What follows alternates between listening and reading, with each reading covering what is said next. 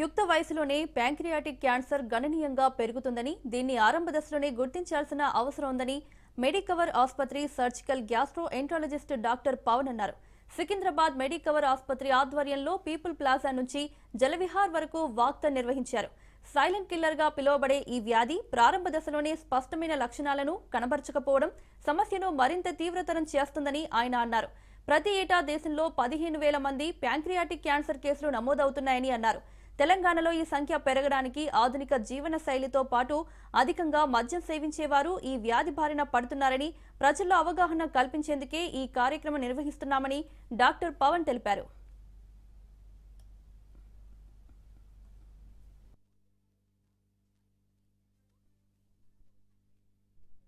Medical హాస్పిటల్స్లో మేము స్పెషల్గా ప్రోగ్రామ్ డ్రైవ్ చేస్తున్నాం. ఈ మంత్ అంతా కూడా నవంబర్ మంత్ అనేది every year world health organization ద్వారా ప్యాంక్రియాస్ క్యాన్సర్ గురించి అవేర్నెస్ క్రియేట్ చేస్తుంటుంది వరల్డ్ వైడ్.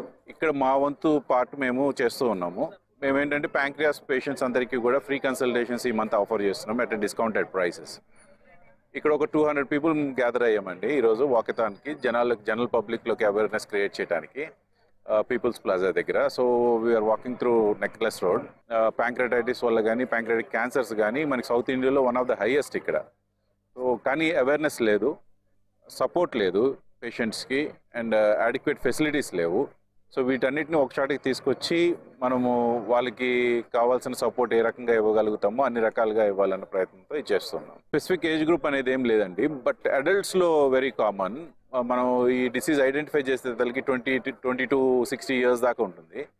క్యాన్సర్స్ అనేవి 50 to 70 ఇయర్స్ దాకా ఎప్పుడైనా రావచ్చు, 50 ఇయర్స్ పైన ఎప్పుడైనా రావచ్చు. ఈ ప్యాంక్రియాటిక్ క్యాన్సర్ అనేది ఇంకా ఎర్లీగా డయాగ్నోజ్ అవుతుంది. మేము దాదాపుగా 18 ఇయర్స్ పేషెంట్స్ దగ్గర నుంచి చూశాను, నేను ఆపరేట్ కూడా చేసాము.